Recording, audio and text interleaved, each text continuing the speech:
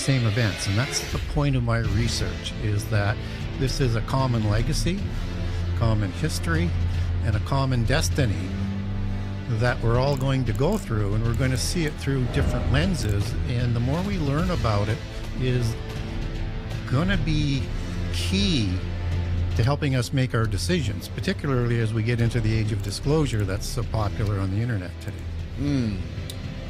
So what initially led you down this path and got you so interested in this stuff? Yeah, this sounds like crazy stuff at first blush, and at that time it was even more crazy in terms of what my perspective would have been. And I got into it rather innocently. I was 20 or 21, and it was a Friday night, and I have a brother, and he brought over a friend, and we're deep into the beers. And one of them brings up, and I don't know which one, as my memory recalls at this point in time, but they started talking about things like the false prophet and Antichrist. And I thought they were just crazy. But it's beer night. So then one of them said, "We have a challenge for you." And I said, "Well, what was the challenge?" And they said, "Well, if you have enough courage, we have a book for you to read." And I thought, well, I'm not afraid of anything. I'm not going to back down. I have no idea what book it's going to be. And it certainly wasn't the book I thought it might be. And so it was a book called The Late Great Planet Earth by a fellow by the name of Hal Lindsey, who was a prophetic writer in the 60s, 70s, and 80s and just recently died. And so I read it, and I wasn't familiar with end-time prophecy, but it scared the socks off of me. So I wanted to verify whether or not what Hal was writing was accurate. Was he embellishing it? Yeah. Was there any truth to it? And I thought, even if there's 10% truth to it, I probably need to find a little bit more about it. But the only way you can verify it is you have to start reading the Bible. And that's not an easy read. And it was not easy for me to read. And I ended up getting a modern translation because the Baconian English just sort of made my mind go to mush and nothing was sinking in. Yeah. And I know, as I later understood, is I would need to understand other Bible translations if I'm going to communicate. So Christians like to communicate for the most part in the KJV, or the King James Version Bible. So you have to become fluent in terms of the translations of each, which is a fairly large task. But I decided I wanted to verify and understand and be able to communicate to people whether this was true or not. So I started reading the Bible, and I got hooked on it, and particularly all the prophecy narratives, and then all this other stuff about prehistory that I was not understanding. And I needed to, as I was going through my research, I was going to learn to make more notes about things. So what I would do is I would log each of the prophetic narratives, which I start with highlighters because I'm kind of a rube at that point in time, and you run out of colors. I get more colors, you run out of colors. So this is it wasn't before the age of computers, but they weren't very common when I started the research. And so I started to handwrite all of the different passages and the main points into files of the different prophecy narratives. And as you do that, you run across very quickly in Genesis 6 about something really crazy that I thought at the time, which was giants. But it resonated with me as well because I was also... Genesis is the beginning, right? Genesis 6 is at the beginning, the 6th chapter of the first book. And I wasn't a Christian at this point in time. I had left Christianity. I was baptized, but I would become completely secular, evolution, all of it. But I was also a history and a mystery buff, and I read significant books about these topics when I was young.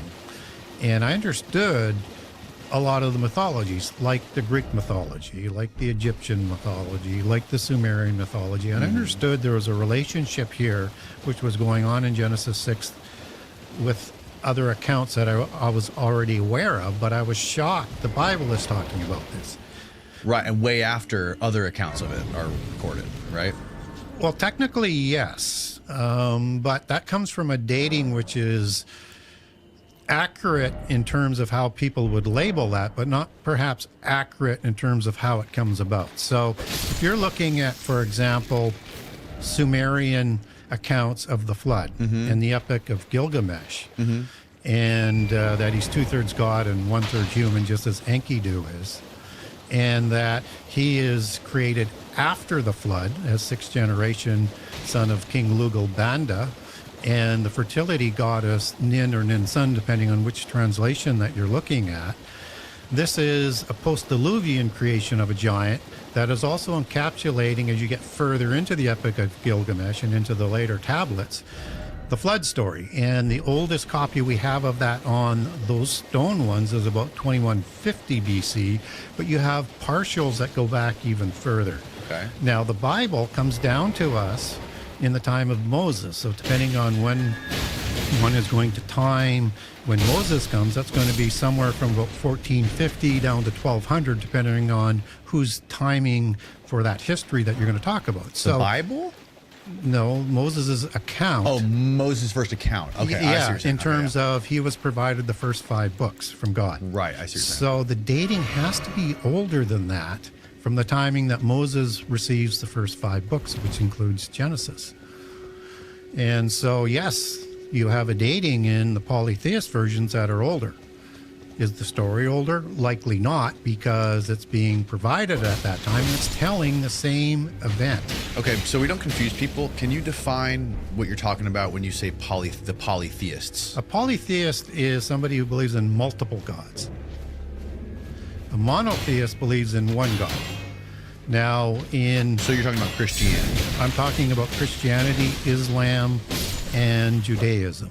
But the monotheist aspects of Christianity, the monotheist aspects of Islam, the monotheist aspects of Judaism. What do I mean by that? So in Judaism, you have sort of the Orthodox Judaic conservative belief system, and then you have the polytheist one, which is the Kabbalah, or the mystical side, or the Essenic side, one being Egyptian, one being Babylonian in its roots as in terms of how it comes into Judaism. But that is worshiping a pantheon of gods, of angels that rebelled. So biblically, we understand these as angels and gods. They're understood as a pantheon of gods in the polytheist religions.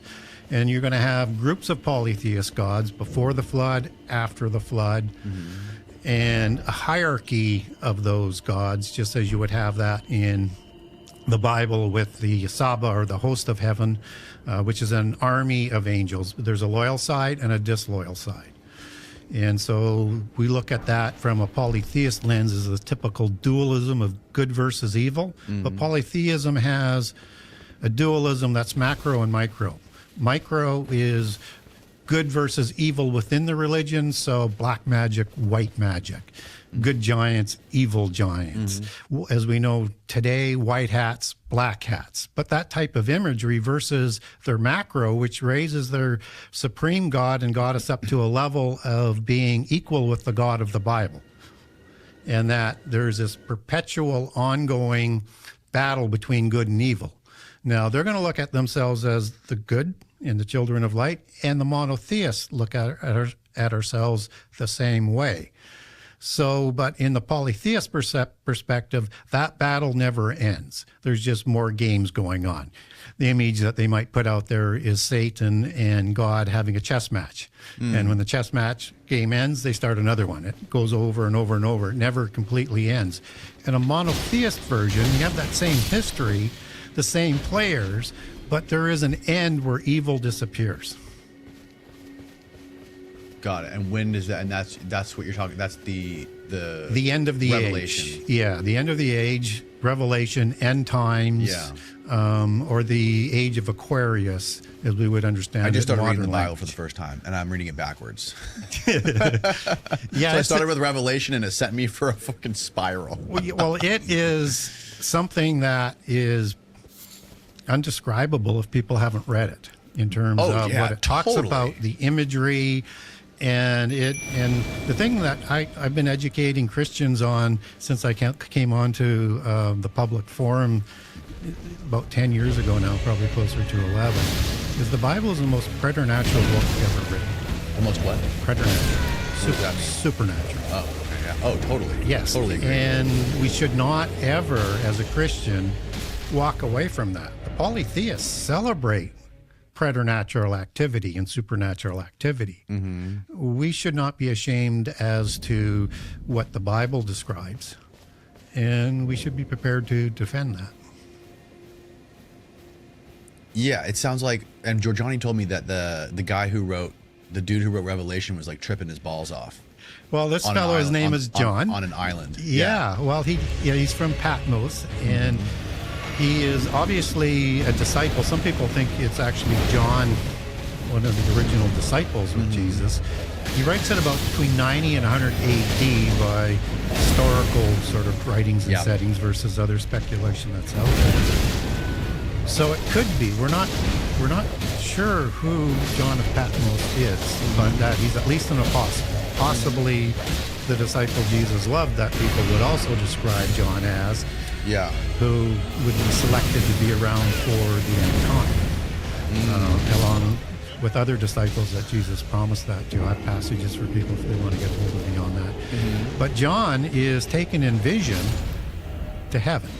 It's kind of like the Ezekiel vision that the alien mythos group likes to have in Ezekiel 1, 3, and Yeah. 10, where the chariot of gods and that whole movement with the chariot of God that's in the book of Ezekiel.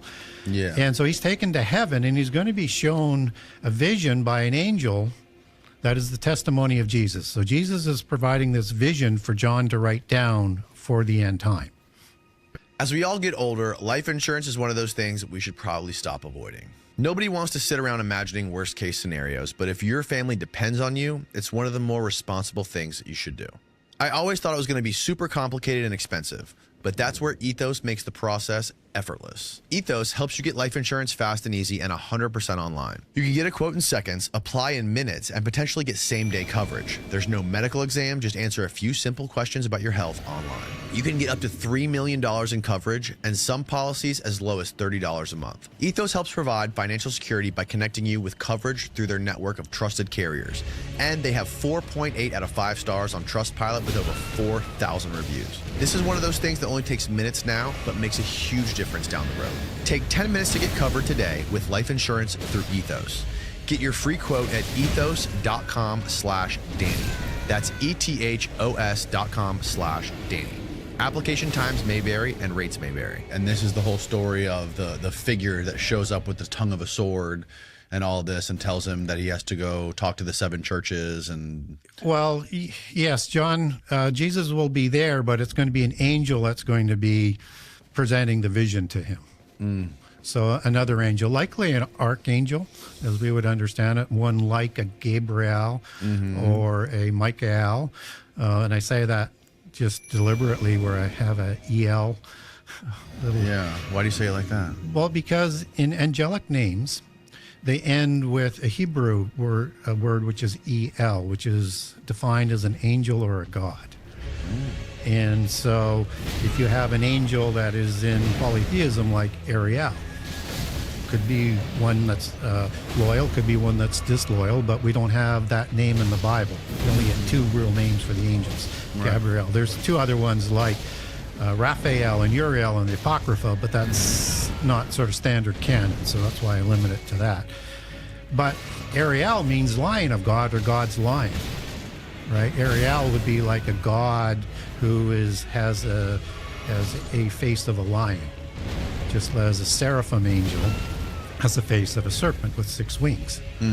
And if that sounds familiar from a polytheist perspective, most of the pantheons are made up of dragon gods or serpent-faced gods, and other ones like cats or lions. So like Nergal out of the Sumerian pantheon is depicted as a lion's head in a human body.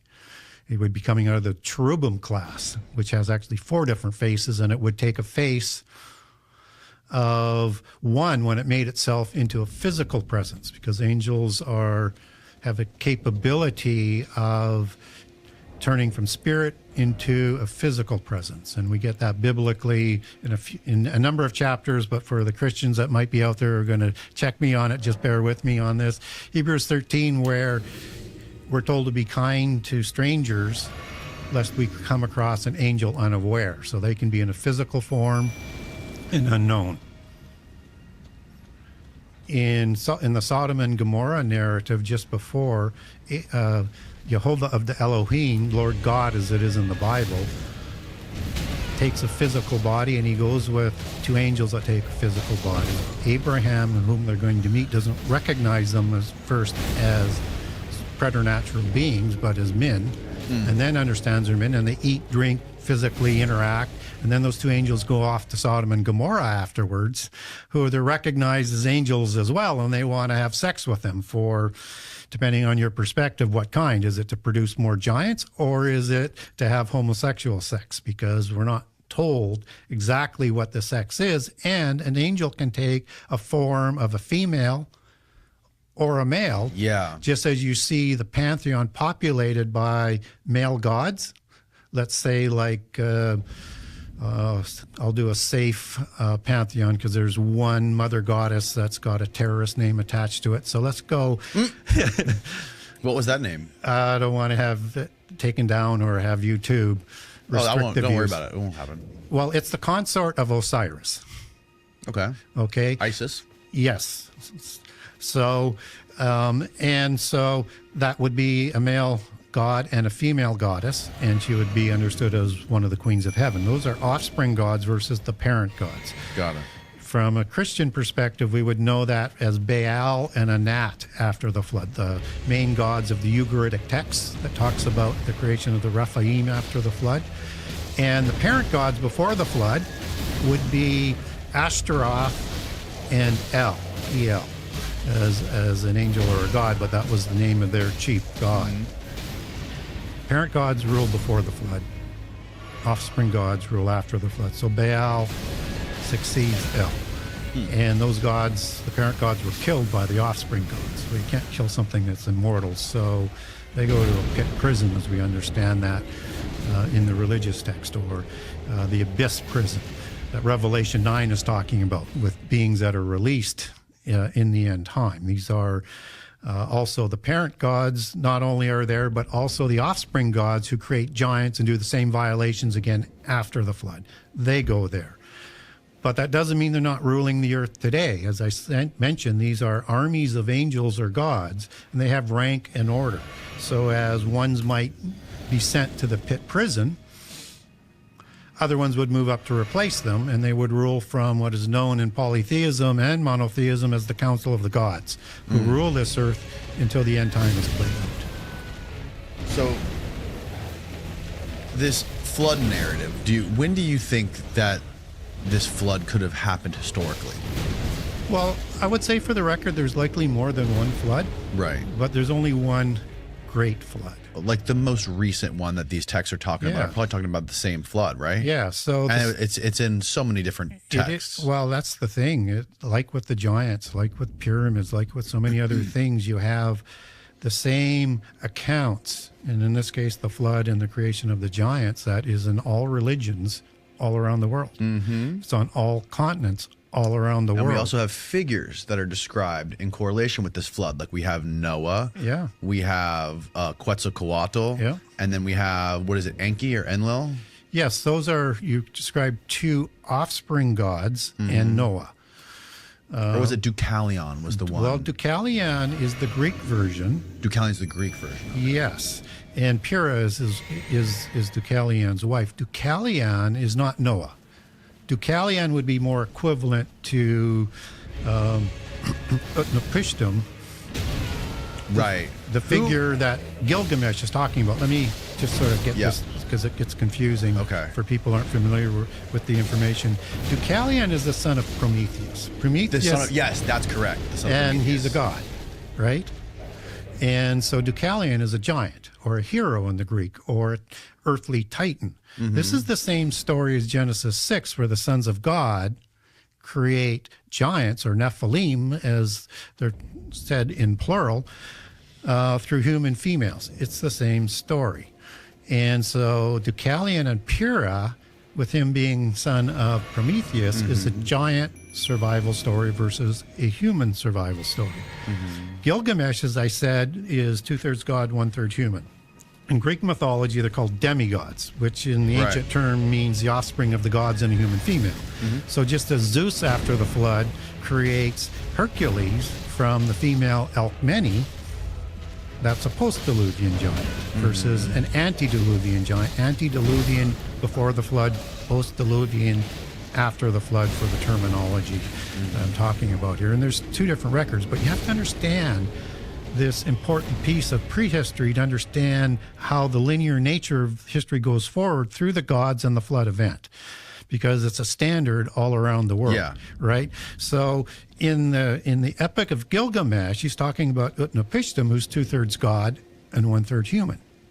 He's the ultimate perfect giant, and all of his family are giants to survive the flood, to restart giants. He's the Noah. He's the Noah, but not a human Noah, a giant like Noah. So on the macro level, And just to clarify, the ancient Greek Noah was Deucalion. Deucalion. Yes. Right, and the story is Prometheus is the one that brought fire and technology to humankind. Zeus wanted to flood the earth, and essentially Prometheus was the one who wanted to save humanity from Zeus. Yeah, that would be a little bit exaggerating in terms of Prometheus' role. But he did provide knowledge that Zeus didn't want to have out. That would be accurate. Zeus is a offspring god. The god that would be before the flood would be Uranus or Kronos as the parent god, and Gaia would be the mother goddess. So Zeus inherits the mythos as the chief god of the Greeks after the flood. So it's kind of a retelling of the history through these gods. They inherit the position and the mythos. So there would be a separate, just on the stickler point, there would be a separate individual before the flood that would be providing the knowledge to humans. And biblically, you might look at that from the book of Enoch, which is outside the Bible. But Azazel, or Azazel, depending on how you want to pronounce that, is the one who is the scapegoat who provides most of the illicit knowledge from heaven to humankind. So you would look at that as the same type of story, but one seen from a polytheist lens versus a monotheist lens. Okay. Yeah, I was always told that Prometheus was the one that tried to save humanity from the flood and tried to gave them technology. Well, he's certainly providing them knowledge, right? And he was the one that created humanity. Well, no. Humanity is created is well before that. And again, depending on how you're understanding that through the lens of an offspring god or a parent god, it would be in the polytheist perspective is that the pantheon of gods would have created humans before the flood, right? Mm-hmm. And then some would survive. And again, they have stories all around the world how humans survive. And so he sent Deucalion, his son, to restart the demigod race versus the human race. Right. Distinction. It's important to understand. So he only wanted... Same event. He didn't save humans. No. He just saved a few women to mate with? Yeah. Well, no. I agreed to that a little bit too quickly. Okay. So so what he did was he allowed a female giant and a giant male to survive the flood. A female? What do you mean giant? Do you mean giant as in the way we think about giants today? Just like big, tall? Yeah, and even bigger and uglier and Really? scarier. Yes. We've talked about red light therapy on this podcast many times before, and I've already used iRestore's Elite Helmet. So when they came out with the new Sculpt LED belt, I was genuinely curious. Summer is the season when everyone starts realizing they want to look better without a shirt on. They want their skin to look a little tighter, and they want to feel more dialed in. The problem is the body's sculpting and recovery treatments usually mean a lot of money, time, and energy. And that's why this thing is interesting. The iRestore Sculpt LED belt is a wearable light therapy belt you can use at home. You wrap it around your waist, hips, thighs, back, even your shoulders or knees, and you just let the thing run while you're working, watching something, or winding down. It uses triple wave LED technology and 1260 medical grade LEDs to support a more sculpted look, firmer looking skin, circulation, and post-workout recovery. It's really helped me with circulation on my shoulders during a recent injury, and my wife steals it all the time to use on her stomach area, and she's very pleased. So check it out and feel more confident in your skin. Summer is the perfect time to upgrade your self-care routine, and Iristore is offering a huge discount on their Sculpt LED belt. Bring body focus light therapy into your routine and support a more sculpted look and feel more confident in your skin, all from the comfort of your own home. Just head to iristore.com and use the code Danny Jones. That's DANNYJONES, no spaces, at the letter IRESTORE.com. Please support the show and let them know we sent you. So when we're talking about a giant, there are two classifications of them, actually three. We can get maybe down the road into the third grouping. And there's different kinds of offspring of the gods too, which is another distinct story. Before the flood, the giants are thought to be, and I don't go beyond this based on looking at reliefs and physical things that we can look back to try and triangulate how big they were. They're not bigger from an antediluvian before the flood than 20 to 40 feet tall. Some people would say as high as 400 feet or 600 feet, using the Book of Enoch and saying it's a cubit versus another measurement called an L, which is speculative. I don't rule it out that they could be that big, but we just don't have information that sort of triangulates up to be that size. So 20 to 40 feet tall would be a size of a antediluvian or before the flood. After the flood, the largest giant that's recorded is Gilgamesh in the Epic of Gilgamesh, and he's recorded as 11 cubits. And he's the son of King Lugalbanda, king of Uruk, and Josephus gives us an interesting little tidbit that giants were the royals. They were the rulers. Josephus. Yes, he's a Jewish historian. Yep. Who did that recording in the time of the destruction of Jerusalem so that the history of the Jews would not be lost. And he gives an accounting of the Bible. When was Josephus living? Yeah, he lived between 0 AD and 100 AD or so. Okay, in that general time frame. Got it. And he said that giants were to be measured on a royal cubit, which is 21 inches, versus 18 inches. Not a big difference. Okay. But if you're looking at 11 cubits with Gilgamesh, that would be 16 feet tall or 19 feet tall. Okay. Right? So he's going to be, as a royal cubit, 19 feet tall, and he's 4 cubits wide. That's 7 feet wide. This thing's a monster. In the Bible, we get Goliath. This is in the Book of Enoch. No. Oh. When you're talking Where's about this? Gilgamesh? This is in the Sumerian text. Yeah, when I was talking about Gilgamesh, that would be in the Sumerian text. And it's also in the Ugaritic text, which is not in Sumer. It's actually between Tyre on the Mediterranean coast and Mount Hermon in the north. Are there any texts that aren't religious that talk about these giant people?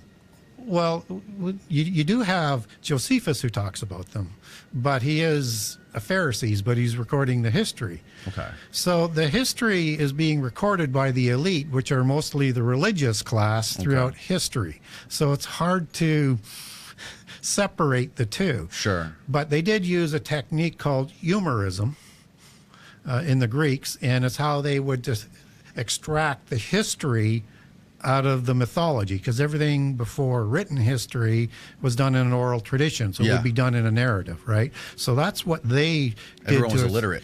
Yeah, so tell about the time of Herodotus, who's kind of the first historian of record. Everything are kind of fables, and it's really harder to know what the complete details are, but if you talk to the Greeks, it's still their history. They would be offended if you said it wasn't. But to what degree you have to be an adept of polytheism to pull that out. That's where they're taught how to decode things out of that language in terms of the imagery, locations, and allegories. So getting back to the size, we get a biblical giant with Goliath, which is more than 1,000 years after the flood in the biblical record. In the secular record, where they placed the flood about 2950 to 3050 versus the biblical record of 2350, about 600 years difference. This is a long time after the flood. About the Younger Dryas? Well, the Younger Dryas is more like 10,000 BC, Okay, yeah. right? Okay.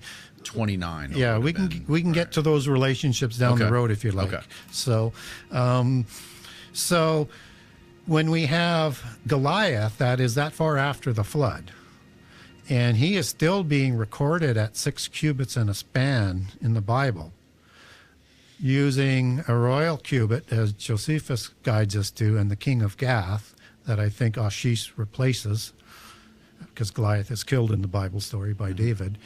He is going to be 11 feet 3 inches tall, and he's called stout, so he's extremely wide as well, and or 8 feet 9 inches using a standard cubit. No matter how you get that, that's huge. Giants are thought, from a monotheist perspective, to have, for the most part, at least the giants in the covenant land versus outside the land, like Gilgamesh, are going to have a height to width ratio of 2 to 1, so very stocky. So biblically, in the King James Version, it uses the word stout to describe them, not fat, muscular. These are creations of war, ambidextrous, fast, hard to kill, ability to heal themselves, and monstrous, right? And so we have another record with King Og, who's called the last of the giants. Hebrew word there is Rephaim versus Nephilim. Rephaim being more giants described after the flood versus before the flood. So a distinction. And I think because they're smaller, because we don't get to the same size of 20 to 40 feet tall in post-Diluvian accounts.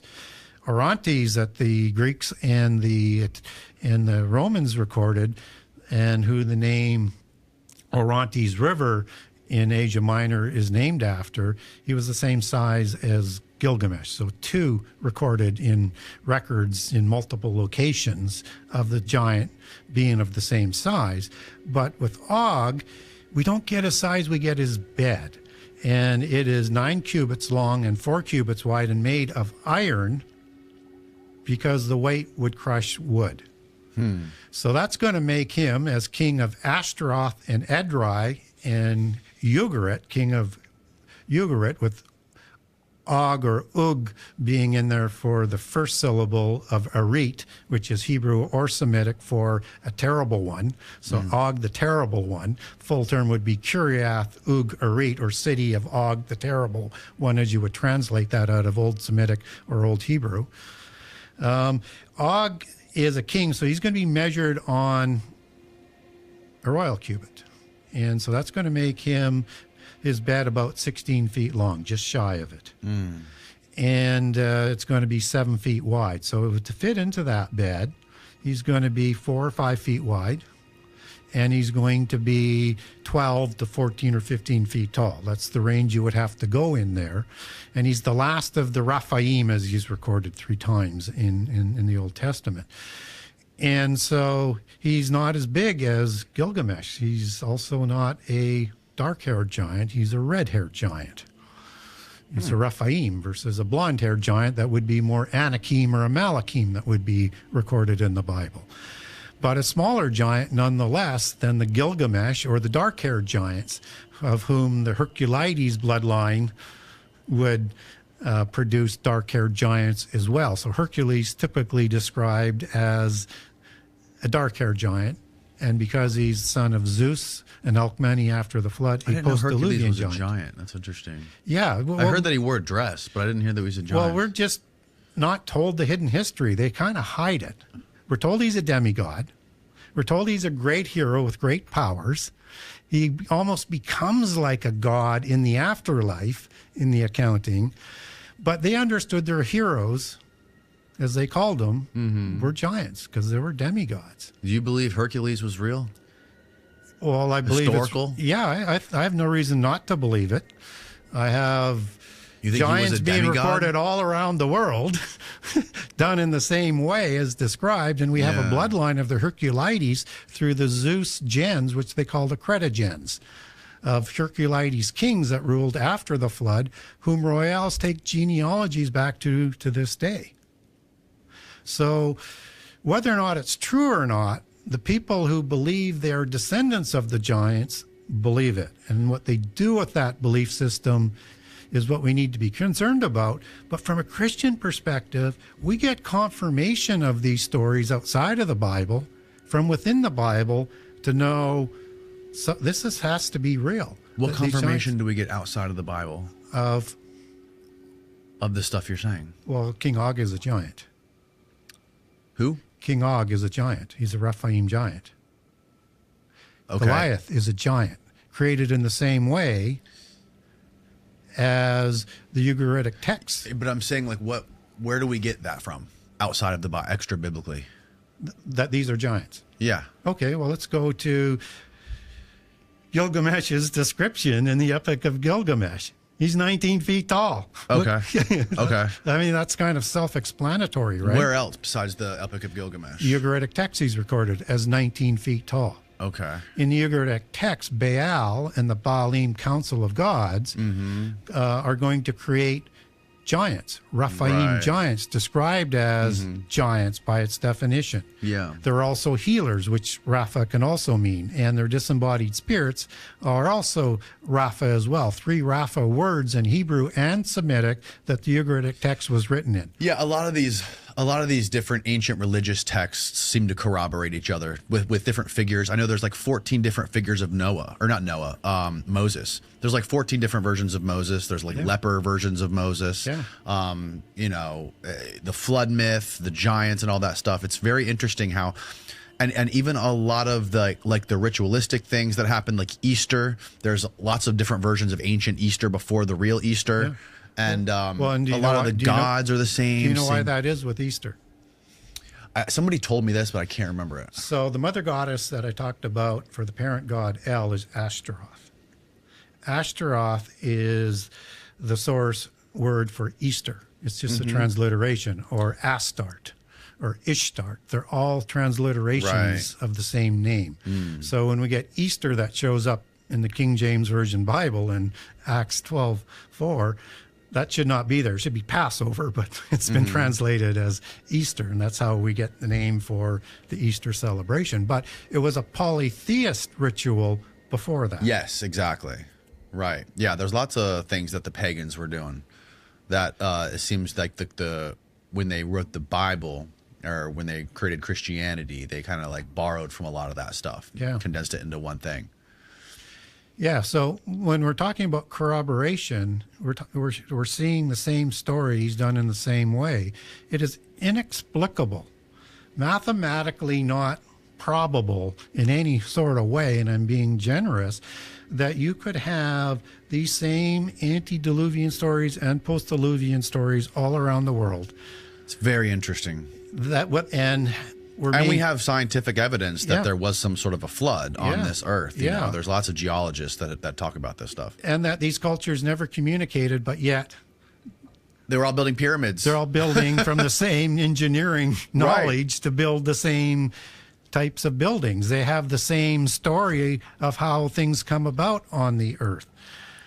But certainly very interesting. yeah, it's not possible. And when I say all continents, we don't know about Antarctica, but I'm willing to speculate that once we know what's down there in Antarctica, it's going to reconfirm everything else around the world, because that's the MO. That's the information that we get. The information we get has been held within the cultures and religions all around the world because they wanted it never forgotten so that we might take note. Yeah, that's very interesting. My friend Jason Giorgiani believes that Atlantis was in Antarctica. Yeah, well, some people believe it got there through some sort of surface shift. Yeah. But I will say this, we don't know where Atlantis is, although Plato gives the most accurate descriptions in Timaeus and Critias that places it out beyond the Pillars of Hercules, beyond Spain and Morocco for the general location. Randall and more Carlson towards thinks North it's America. the Azores. Could be the Azores as well. And we don't know whether or not the conflagration of events, of catastrophes, caused a crust shift to send it down there. We don't know that. But what we do know is that Atlantis is telling the same story. That's the flood story, but with additional catastrophes that come along with it, like the 3 stars of the Pleiades and other things. That's also we can make references to biblically. But the story told through the offspring gods is Poseidon is the god who through Cleito is going to create 10 demigod kings to rule over the 10 empires of Atlantis. And that these giants at first ruled judiciously, but then the human format starts to take over and makes them become evil. And then they start creating these wars. They're trying to take over the world. And so Atlantis is telling the same story as Genesis 6. And it's this catastrophe that comes along because the earth has been absolutely corrupted in ways that we can't yet imagine because we're just catching up to that technology today.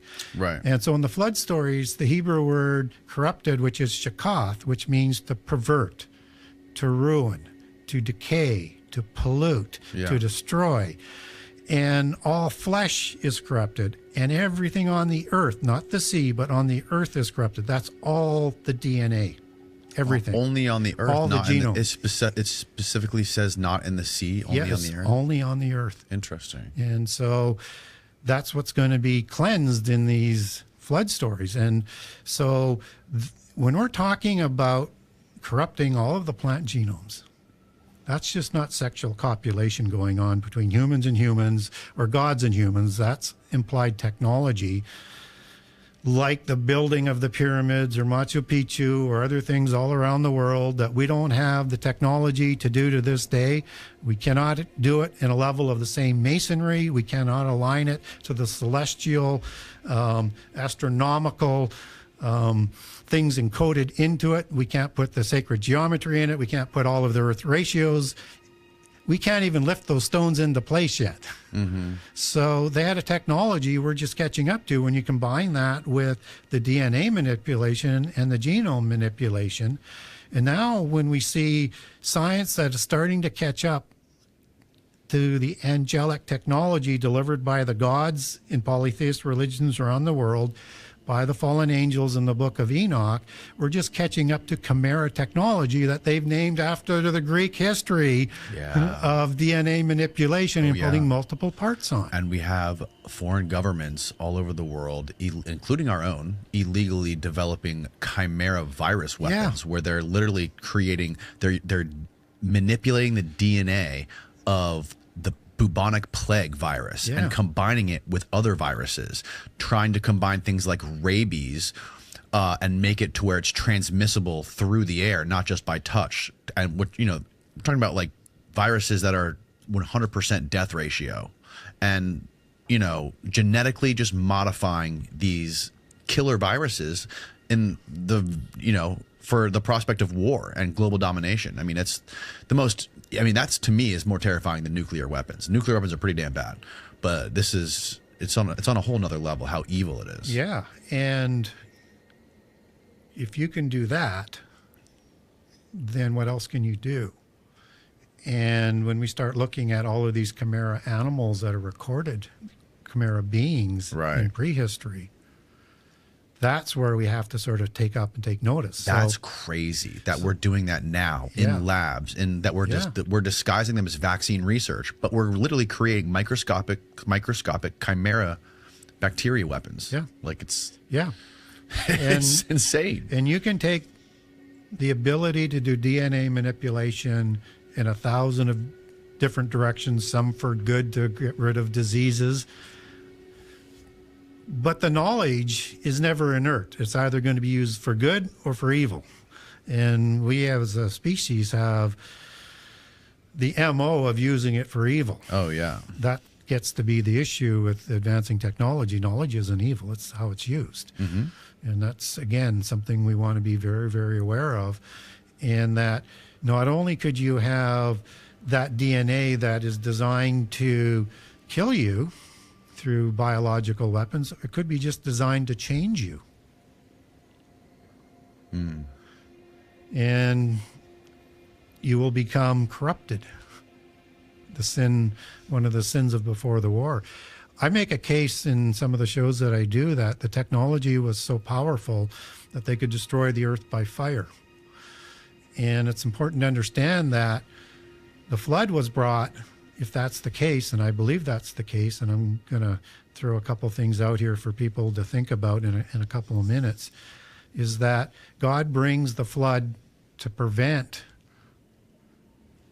the world being destroyed in wars and destroyed by fire that is reserved for the end time, as 2 Peter 3 records. Fire of destruction is reserved for the end time. And it has a whole bunch of... He was trying to put out a fire? No, he's putting out a fire with a flood, I suppose, and having a restart, but he doesn't want the earth destroyed by fire. That's reserved for the ordained times, the end time. And so in the polytheist Polychronicon, used by Gnostics and secret societies, so as their ancient oral tradition, a fellow by the name of Enoch, son of Cain, versus Enoch, son of Jared. Biblically, there's 2 Enochs. We need to keep that in mind. Enoch, son of Cain, is going to develop the knowledge he learns from Cain into 7 sacred sciences and then form the mystical religions. I call it Enochian mysticism. We would know it more worldwide as Zoroastrianism before the flood and also after the flood. And so this knowledge is going to be kept in secret because of their developing it into different sciences. So Enoch, son of Cain, splits them into the 7 sciences that we would recognize as the 7 liberal arts today. Okay, and then it merges with this knowledge from the gods.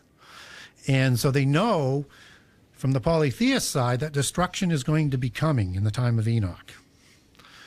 And they don't know whether it's going to be flood or fire, because in polytheist and monotheist accounts, as I've been describing in the Bible, of fire and flood, that's the same understanding in polytheism, that in times of, that's why I mentioned earlier, there could be earlier floods in an older sort of time period, that these happen in cycles. One is a destruction of flood, and then the next one will be a destruction by fire.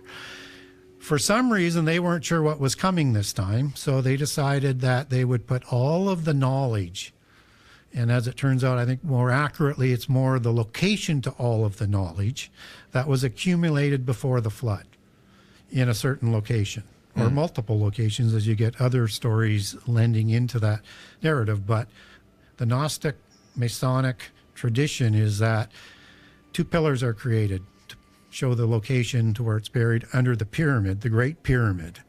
That's, again, in their tradition, is built before the flood, not after the flood, as the Egyptologist accountings are, but before the flood. We have no way to prove exactly when it was built, right? Well, we have a Stela of Marna, of Menes, Stela of Menes or Narma. They're both is called the same name. And we have that as a record. In the background with that parchment in Stela is the 52.5 degree Great Pyramid. That's dated to 3000 BC. So we have something that depicts it that's older than 23 to 2400. Interesting. When Khafre or Khufu, either or both, renovated it versus likely built it. Interesting. So yes, we do have some. It's meager, I agree, but again, we have these buildings that all of the people who live there say that they didn't build them anywhere in their history. Their people say it was built before their civilization was there. So they predate the civilizations that secular history would accredit them building it to, without an explanation where or how they had the knowledge to do that, of course. So we do have that hidden history that's recorded around the world that we tend to, put over here because it's an out-of-place oopart, so to speak, out-of-place artifact. It doesn't fit the narrative, so we'll pretend it doesn't exist. So when we look at these 2 pillars that are going to show where this knowledge is buried, they build one that is designed to survive a destruction by fire, and one is designed to survive a flood. So obviously it's the one by destruction by flood that is found, because Hermes in their account, or Harmine is the name that they use, transliteration for Hermes, finds that and takes that, and this is not the biblical account, this is the Gnostic secret society account from the Polychronicon and the history of Freemasonry, takes this knowledge to Nimrod to build Babel Tower 100 years after the flood. And where the knowledge comes to build it, and that he is accredited as the first Grand Master of Masonry after the flood, who writes the first Constitution. And he's developing the same religion that's given to him by Hermes as well, but the same knowledge. And biblically, we're told about this tower that acting as one people in one language, anything they decide they want to do, they're going to be able to do. And so the tower is destroyed. So when we look at the accountings of the flood, we're getting accountings of technology we don't have yet today. What's really interesting is about the ziggurat, and understand ziggurat or tower and pyramid were understood as the same type of buildings in antiquity, used for the same purposes. Interesting. Yeah, so in the Akkadian version of Babel, they use the term Babalu with the ILU versus the EL. And ILU is the Akkadian Mesopotamian transliteration of EL, meaning a god. And so they translate that second syllable as God or gods. And Bab isn't, as in Babel, as we know as confusion of languages in Hebrew, isn't translated that way. Bab is translated as a portal or a stargate. So now you have a portal or a stargate of the gods as it's translated out of the Akkadian and Sumerian versions. You'd have a similar sort of translation at the Tower of Eridu, which is the Sumerian account of the Tower of Babel. And we have a tower that has the description of being built with mud bricks that could somehow go into heaven. Well, you cannot build mud bricks that can go interdimensionally into heaven where God lives. In polytheist accounts and in some apocrypha, you have Nimrod doing these speeches that if God ever gets out of line, and I'm using Jubilees and the book of Yasher here for these accounts, and Josephus, he is saying if God ever gets out of line, he's going to go into heaven and kill him if he ever tries to bring another flood. He's rebelling, right? And so he's either a madman or there's something more going on here. And pyramids and ziggurats were thought to be built as places on great energy lines where power was funneled into for a purpose that we still don't understand. We could speculate 1,000 different ways, but this understanding of a portal now says interdimensional technology. So Nimrod is understood from a monotheist perspective as an Antichrist archetype who introduces a universal Babel religion, a polytheist religion that's Zoroastrianism or Enochian mysticism from before the flood. He's going to do what Antichrist is prophesied to do in Daniel 8:10, to go into heaven in the time of Revelation 12, same time frame on these as you link up the topology there, as the war in heaven in Revelation 12. He's going to go with Satan into heaven. He's going to throw down some of the starry host and trample on them. That's what Nimrod is trying to do, which is why he's an Antichrist archetype. Right. And if you have that ability, you could go into another dimension, which is we would understand as the other world. We would understand it as Hades. We would understand that as Sheol. We would understand that as Archita. We would understand that of 1,000 different names all around the world for the same places and all religions all around the world where the pit prison is recorded, where the fallen angels and the worst of the giants were sent to for doing horrible things to humankind. So he is introducing this religion of the fallen angels. He's adopting a religion where the Rephaim, who he is gaining his reputation against, as the Septuagint describes Nimrod gaining his reputation against the giants after the flood. He's introducing that religion, and the Rephaim giants are created by the Baalim Council in the Ugaritic texts. Okay, this is the same council of gods that rules the world. Zeus is the same as Osiris, as is Baal is the same god, as Anki is the same god. It's just a different name for the same pantheon in a different civilization. Sure. Okay? And they have the same positions, do the same things, And if you understand that, then you again are attaining an ability to understand our history a little bit better, or where we're going.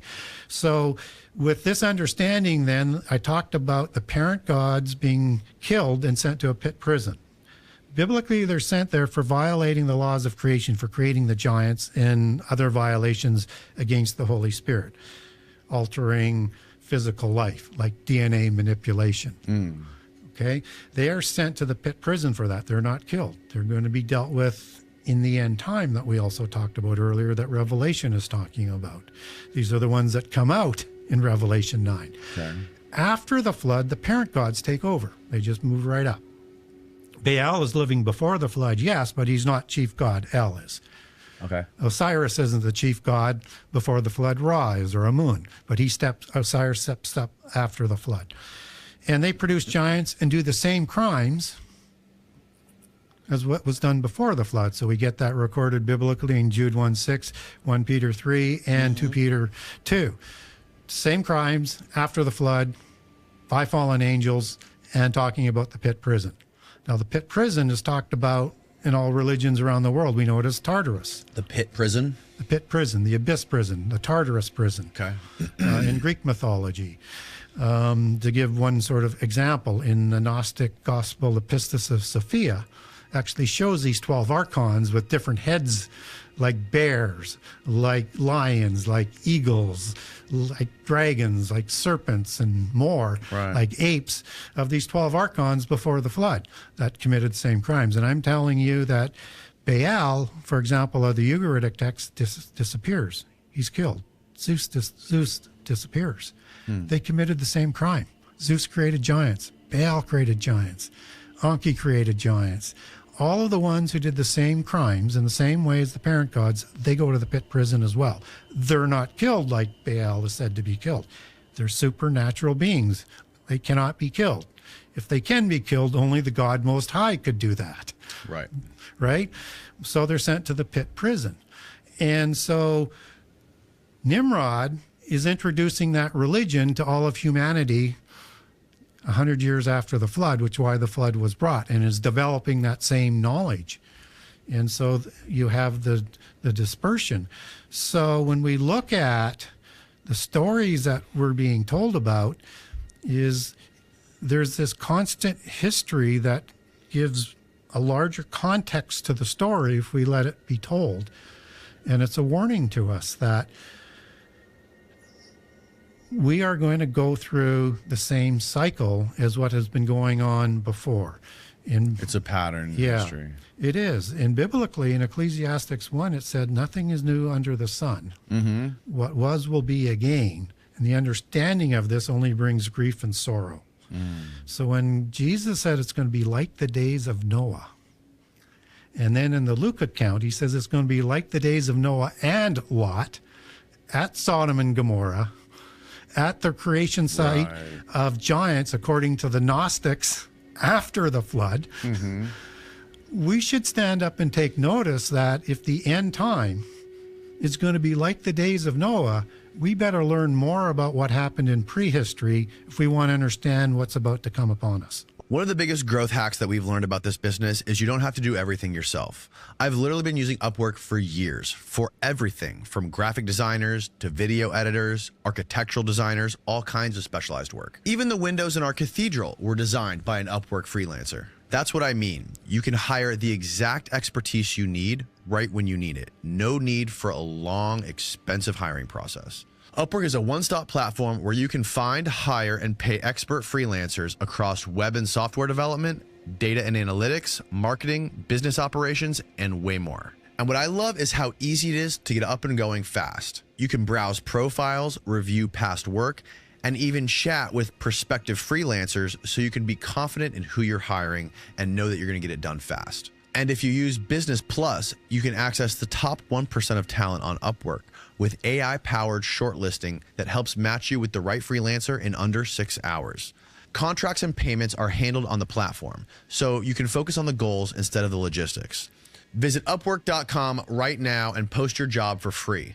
That's Upwork.com to connect to top talent ready to help you grow your business. Again, it's spelled UPWORK.com. Upwork.com. We have such a blurry picture of the past, you know, and we all just rely on these ancient texts. And I've talked to so many scholars and historians of different religions and different languages, and they all have different takes. Yeah. They all disagree on everything about what the past is, and that's because we're all relying on this two-dimensional history. Yeah. Like we don't have all kinds of sciences. We don't have like archaeology. We don't have, you know, stuff to corroborate. We don't have. It's not interdisciplinary, right? We take these texts and then we rely on the human mind to tell a story and paint a narrative of the past. And everyone has their own flavor of the past. Yeah.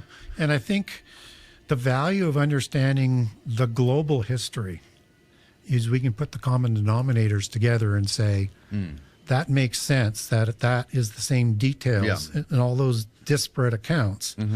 There has to be truth there. At least a certain amount of truth, whatever level one wants to accept on that. But those are common denominators. Right. And you can't explain that rationally, that those common denominators ought to be there. And they warn about the same future. Polytheist history has the same end time with the destruction by fire. And we might know that with the Vedas and the Upanishads of India, for one sort of polytheist example, where they have Shiva, the famous destroyer god. Yeah. This is a destroyer god that has the ability to incarnate like Vishnu does. Vishnu was the one who incarnated into Buddha to provide knowledge to start the Buddhist religion. And in the sort of